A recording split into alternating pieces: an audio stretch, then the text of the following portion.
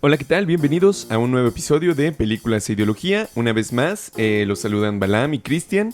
Y esta vez vamos a platicar sobre una de las películas más, por lo menos interesantes que han salido en los últimos tiempos, porque se trata de Air, la historia de cómo Nike creó un logo completo detrás, ¿no? De cómo empezaron a... Bueno, ya nos contará Cristian, pero va a ser una de las películas más interesantes, sobre todo porque es la narrativa de una empresa sobre sí misma, ¿no? Es la historia que se cuenta sobre sí misma y al mismo tiempo veremos que eso también nos dice mucho de su propio país.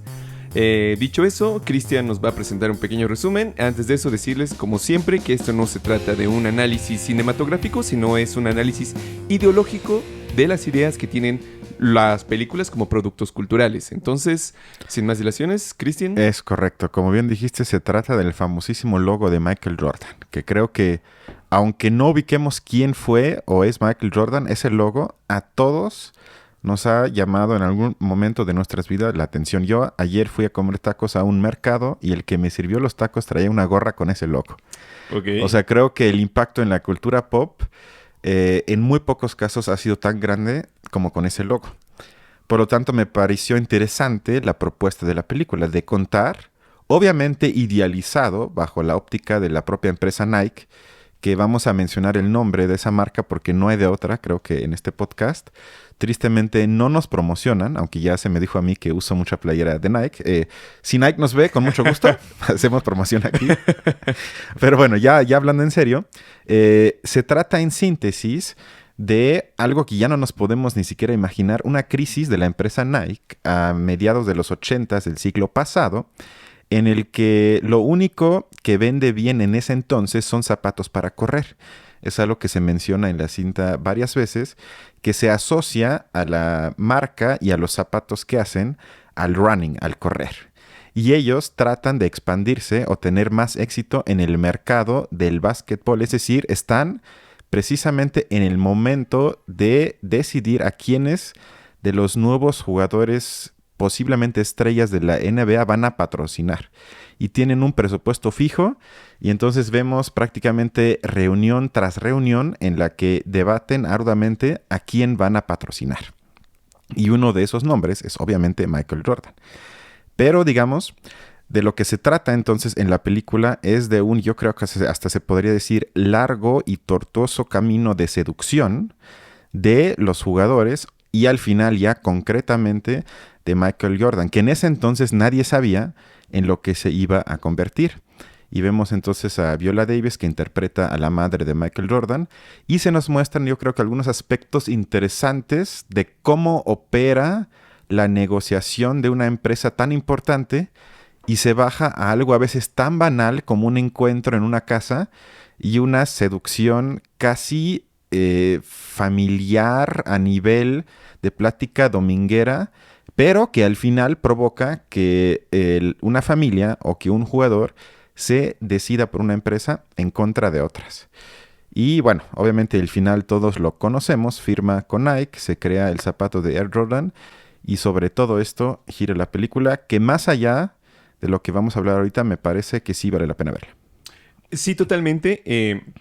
Como ya lo mencionó Cristian, básicamente la película al principio nos pone, digamos, en todo el contexto de los 80s. De hecho, eso es bastante bueno porque como que hoy en día estamos viviendo una especie de vuelta a escena de muchas de la música y de yo le llamaría retromanía a veces, ¿no? Ajá, digamos que sí, de los 80s. Entonces es muy interesante cómo se nos presenta este panorama y dan unos datos muy buenos. De hecho, la película nos pone en los pies de un, digámoslo, asesor acerca de básquetbol que Nike ha contratado en ese tiempo para que le asesore sobre a qué jugadores ellos van a poder patrocinar.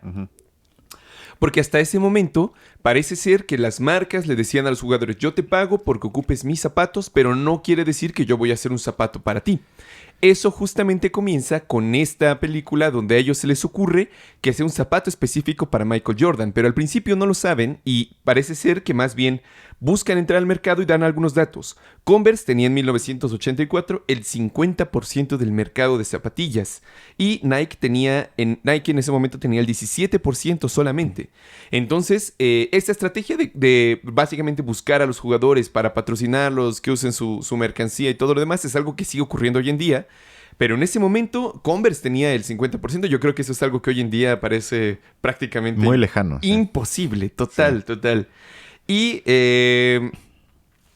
bueno, también en un principio se menciona que Adidas tiene una muy buena parte también del mercado porque alcanzan, o sea, como que quienes están al frente del marketing empiezan a darse cuenta de que la gente usa Adidas para todo, ¿no? O sea, lo ocupan para, digamos, son zapatillas de básquetbol, pero ya empiezan a ocuparlas para su día a día, para ir a la escuela, para cuando trabajan, etcétera, etcétera.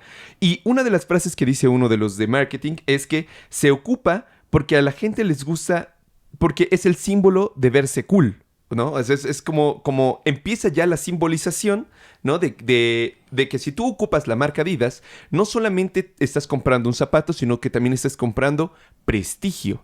Y el prestigio social es algo que en nuestros día a día de hoy, digamos, muchas marcas tratan de jugar con ello, pero en ese momento eran pocas y yo creo que fue muy interesante cómo ellos se daban cuenta de cómo el prestigio de quienes lo ocupaban y cómo lo ocupaban era lo fundamental para la venta, ¿no? Entonces ellos empiezan a jugar con esto y además ocurre algo que es uno de los puntos que yo tengo, que es que a lo largo de la película Sony, como uno de los asesores de básquetbol, parece que tiene como una especie de libreta donde están apuntadas muchas frases, ¿no? Como de marketing, como de venta.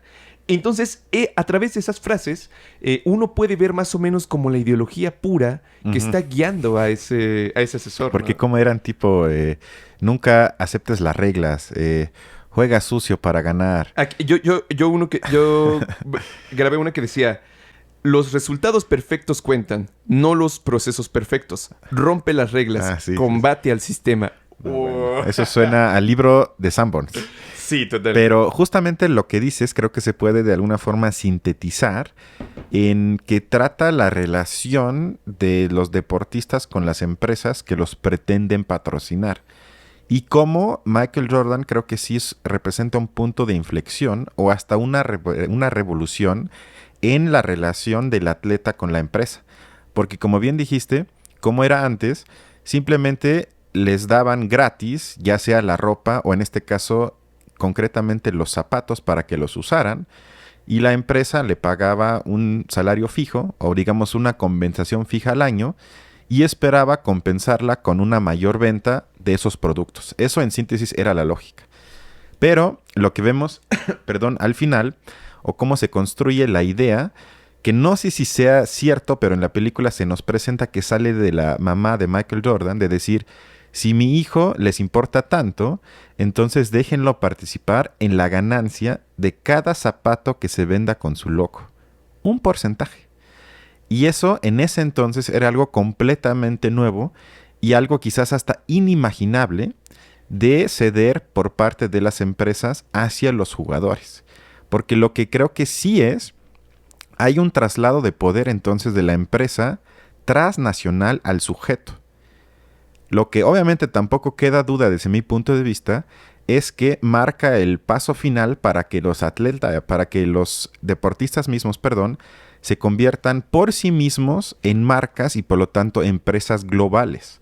Porque nada más hay que decir que Michael Jordan es billonario.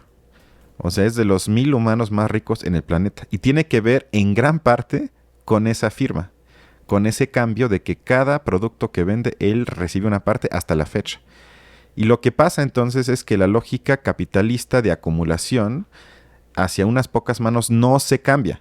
Lo que cambia es las manos que reciben esas ganancias. Que aún así, creo que si se me permite un juicio valorativo, es un poquito menos mal. Pero sigue siendo la misma lógica de que un sujeto se enriquece a costa, sobre todo, a la gente que produce esos productos. Entonces, ¿quieres decir algo? Sí, sobre esto, a mí me parece que justo la clave es esa, de cómo el individuo se vuelve una empresa de sí mismo, ¿no? Y hoy en día, si hacemos un poco, recordamos a este filósofo coreano-alemán, Byung-Chul Han, que justo una de sus tesis es esa, de que hoy en día esta idea o esta ideología de que uno es la empresa de sí mismo prácticamente está poblando todo el mundo, sobre todo, digamos, en los países más desarrollados, pero justamente Michael Jordan es de los primeros que lo hacen. Y a mí me parece muy interesante también cómo fue la familia misma la que estuvo como al frente, la que hablaba con las empresas, las que aceptaban, ¿no? Los contratos y todo lo demás, porque Michael Jordan era muy joven, entonces digamos que era muy fácil aprovecharse de él en ese momento. Y yo creo que esta cuestión, digamos, ya después en los 2000, 2010, siguió aumentando. Y a mí me recordó mucho también, por ejemplo, cómo fue la situación con Justin Bieber. Porque Justin Bieber era igual muy, muy joven cuando empezó a hacerse excesivamente famoso. Y su familia prácticamente empezó a explotar como esa capacidad, ¿no? Algo que yo creo que solamente se había visto quizás con los actores de las películas, que también eran niños, ¿no? Luego eran niños que eran actores y sus familiares empezaban a explotarlos, ¿no? De alguna manera. Y bueno, eso me llamó muchísimo la atención. Y yo creo que se valora, digamos, mucho en el capitalismo. El individuo en general es lo que se vende, pero aquí además es el individuo el que se va volviendo un empresario, ¿no? Eso es lo verdaderamente sorprendente. Sí, yo iba a decir que cuando hablaste de, digamos, la simbolización, yo creo que es inevitable hablar del concepto de fetichización de la mercancía de Marx, porque creo que el zapato de Air Jordan es un ejemplo majestuoso para volver a mostrar lo analizado de Marx y lo increíblemente preciso que fue ya en ese entonces sobre el carácter fetichista de las mercancías. Porque en numerosos discursos en la cinta se trata de envolver al zapato, crear un aura para que sea precisamente lo que analizaba ya Marx, algo mucho más que un simple zapato. Que su valor utilitario es lo que menos importa, que es para jugar básquet, sino lo que importa y debe de impulsar a los humanos a comprarlo es lo que lo rodea, el aura que te da. Eso que dijiste, usarlo ya implica mucho más que tener un zapato para jugar básquetbol. Y creo que eso se muestra de manera, digamos, precisa en la película en el sentido de que se muestra la combinación de crear imaginarios que provoquen o aumenten el consumo de los sujetos basándose en alguna característica de un humano, que en este caso era la capacidad de salto de Michael Jordan. Por eso es Air Jordan, o sea, es como alguien que está, según ellos, casi volando. Y creo que lo que me parece interesante, si nos vamos a la parte de Marx en la que habla de eso, es cuando él menciona el concepto de fetiche, de hecho lo traslada del portugués porque procede de la palabra de hecho, que luego se convierte en hechicería. Y Marx habla entonces de cómo la forma de mercancía se hechiza y adquiere en consecuencia poder sobre los propios productores de la mercancía. Es decir, las cosas hechas por el hombre adquieren poder sobre sus propios creadores. Se produce entonces, según Marx, una inversión de sujeto y objeto. Cito a Marx: una mercancía parece a primera vista una cosa trivial y evidente, pero su análisis revela que es una cosa muy intricada, llena de sutilezas metafísicas y rarezas teológicas. Y bueno, parece que Marx pudo ver el futuro y sí imaginó la zapatilla de Michael Jordan, porque es precisamente eso. Lo envuelve en tantas cosas y creo que llegó un punto en los 80s y 90s que no hubo niño negro de Estados Unidos que no deseaba tener un par de zapatos de Michael Jordan. Es impresionante, de verdad. A mí me gustaría como retomar una cita que va muy acorde a lo que mencionaba Marx de Durkheim, que dice que una cosa social principalmente es una fuente de autoridad. ¿Qué significa esto? Que digamos algo que existe en nuestra sociedad que nos fuerza a hacer tal cosa o que incita a los humanos a actuar de una determinada manera, lo hace porque le reconocemos como cierta autoridad, y esa autoridad en el fondo es lo que, digamos, en Marx yo creo que se va a encontrar muy fuertemente en la palabra valor, porque el valor, digamos, a veces no es intrínseco a las cosas, ¿no? Recordemos esta cuestión de diferencia entre valor de cambio y valor de uso, pero el valor en sí mismo es realmente el reconocimiento de que aquello que está ahí, esa mercancía, digamos que te otorga una especie como incluso de poder metafísico interno, ¿no? O sea, como que si tú lo tienes, tienes también la autoridad que representa ese valor. A mí yo creo que la clave justamente es, digamos, la autoridad misma se genera hasta cierto punto Por ejemplo, en las comunidades religiosas, digamos a lo largo de la historia en general, se le reconoce valor a muchos pequeños objetos que no necesariamente lo tienen, justamente porque es lo que se denomina un fetiche, ¿no? Ujú. En la religión judía tenemos muchos ejemplos, digamos, de pequeños objetos que representaban a Dios, ¿no? O lo hacían presente en ese momento. En otras religiones lo tenemos con otro tipo de cosas. Pero el punto es que las personas adoraban estos objetos porque representaban lo valioso digamos, como el símbolo del valor en su sociedad. Hoy en día, las religiones cada vez tienen menos peso. Sin embargo, los fetiches siguen existiendo Ujú. y se recrean. Entonces, por eso yo también comparto que parece muy precisa la visión de Marx, porque en el fondo, esta clase de marcas, esta clase de símbolos, siguen teniendo esa especie de fuerza religiosa detrás, porque hace que las personas se sientan incluso hasta más poderosas, ¿no? Decían, por ejemplo, de las sociedades australianas, que ponerte, por ejemplo, el colmillo del jabalí que representaba tu tótem te daba fuerza suficiente para ir a cazar, ¿no? O sea, el que se lo ponía era imposible que fallara.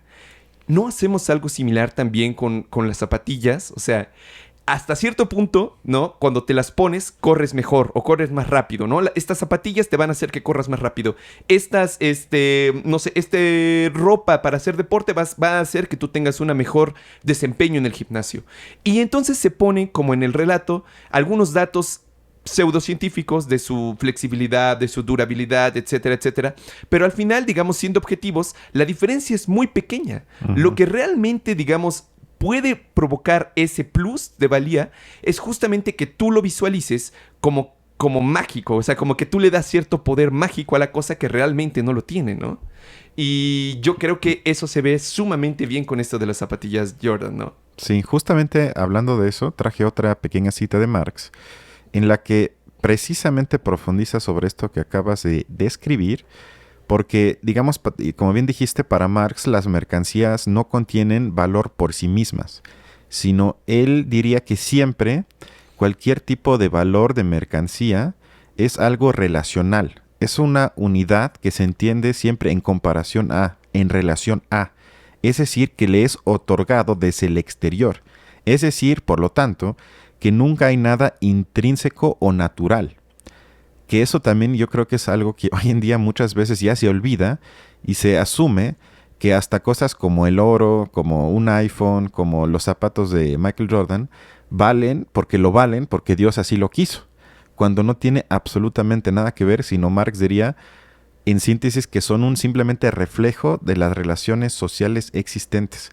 Que ahí también entra, ahí va la cita, abro la cita, por lo tanto, para encontrar una analogía, debemos refugiarnos en la región brumosa del mundo religioso, ya que aquí los productos de la cabeza humana parecen ser figuras independientes dotadas de vida propia, en relación unas con otras y con los seres humanos, al igual que en el mundo de las mercancías, los productos de la mano humana. Esto es lo que llamo el fetichismo que se adhiere a los productos del trabajo en cuanto se producen como mercancías y que, por lo tanto, es inseparable de la producción misma de las mercancías. Pensemos, por ejemplo, en el mundo griego de los dioses. Surgen de ideas humanas, pero estos dioses parecen completamente libres por sí mismos, como si no tuvieran nada que ver con las ideas humanas que los produjeron en primer lugar. Y creo que podemos construir entonces una analogía con la película y con los zapatos Nike de Michael Jordan. Porque hay una aura casi religiosa que se construye, y vemos en la Sí. película cómo la construyen, y hoy en día ya se convirtió en algo aparentemente natural que envuelve ese logo de Michael Jordan. Y de lo que menos se habla, que eso también lo dice Marx en esa parte, es del proceso de producción de la mercancía. Ese quedó prácticamente inolvidado, tapado, está en las oscuras. Porque hay que decirlo como lo hablamos antes de grabar, que no se menciona nunca las condiciones de trabajo de la gente que produce todas las cosas de Nike, pero en especial los zapatos de Michael Jordan. Que estamos hablando de fábricas en Taiwán, en Indonesia, y ya todo el mundo se puede imaginar de cuánto le pagan a ese tipo de, sobre todo mujeres. Entonces, eso se tapa por completo. Y eso hace, según Marx, entonces, completo el proceso de enajenación que por un lado, como bien dijiste, parece que la mercancía adquiere vida propia, hay algo mágico ahí, entre comillas, y al mismo tiempo se tapan, se ideologizan por completo las relaciones sociales que hicieron posible la producción de la mercancía. Eso es sumamente interesante. Yo, digamos, abonando un poco a esta idea de lo divino, de lo que estamos hablando, traigo otra cita de Durkheim, que él dice que un dios es, antes que nada, un ser que los hombres piensan como superior a sí mismos y hacia el cual sienten gran dependencia, ya sea una personalidad como Zeus o Yahvé, o simplemente una fuerza abstracta como en el caso del tótem. El adorador se cree atado a ciertas maneras de actuar que le son impuestas por la naturaleza del principio sagrado con el cual se siente en comunión. Digamos que es lo divino, o en este caso, digamos, lo que se deifica, lo que se vuelve Dios, es algo a lo que justo primero se siente como separado, como que es algo muy distinto de nosotros, y sin embargo al cual se tiene gran dependencia. Yo creo que hoy en día ya no es Zeus o es Yahvé o lo demás, las fuerzas que tienen así como ese gran valor, sino que yo creo que se ha vendido como la construcción del individuo, como ese nuevo Dios que está hasta el frente, como una especie de héroe que, digamos, el resto de la sociedad siente gran dependencia, ¿no? La sociedad depende de sus individuos. No al revés, los individuos no son dependientes de la sociedad, sino que se fetichiza esa relación, ¿no? Y entonces yo creo que la figura del héroe es, en mayor o menor medida, quizás la idea fundamental detrás del marketing de una muy buena parte de las marcas, ¿no? Entonces, en la película se nos presenta al héroe como Michael Jordan, y de hecho, uno de los discursos que hace Sony para convencer a Michael Jordan de poder entrar es que le dice lo siguiente: te queremos no para que tu vida valga algo, sino para que la nuestra valga algo. Todos en esta habitación seremos olvidados, pero queremos que tú, Michael Jordan, el individuo, el héroe que lo logró, sea también una gran, digamos, relato del éxito nacional, incluso lo llega a decir, ¿no? O sea, tiene que ser algo patriótico además, que representa al gran héroe gringo, ¿no? El gran atleta que vence a todos, que va a ser una leyenda completa, que va a tener errores, que va a tener esto, lo otro, pero al final de cuentas, lo que le está vendiendo es su propia imagen convertida en héroe o convertida en Dios, ¿no? Y digamos ya para terminar este comentario, hay otro momento en el que cuando están platicando con el diseñador o el fabricante de los zapatos, ¿no? El que va a diseñar el prototipo del Air Jordan, él le dice algo así como: el calzado se va a volver el jugador y el jugador se va a volver el calzado al mismo tiempo. Y además le dice: es un individuo o es algo individual, pero que va dirigido a las masas, ¿no? Ajá. Es... aquí lo tengo. Tenemos que enfocarnos al individuo para una audiencia masiva. Eso es lo que a mí me parece fascinante, porque si son las masas, tú tienes que buscar crear que las masas se vuelvan individuales, que cada individuo se siente representado, pero entonces estás creando un producto individual para una masificación general. Eso es lo que me parece como el punto clave que nos dice cuál es la ideología detrás de ese producto. Que en el fondo eso no sería una individualización. Todo lo contrario. Todo o sea, lo en contrario. los hechos está Sería haciendo una masificación. Uniformización. Una homogeneidad, así Exacto.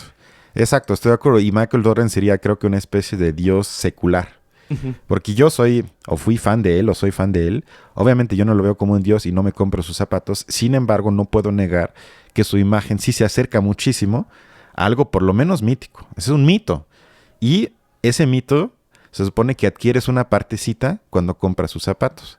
Y ya mi comentario final es una cita de Adorno, tampoco me la puedo guardar el día de hoy, que creo que burlaría de todo esto, porque dice que uno de los lemas más fuertes de la industria cultural es tratar de convencernos, cito, que te conviertas en lo que eres.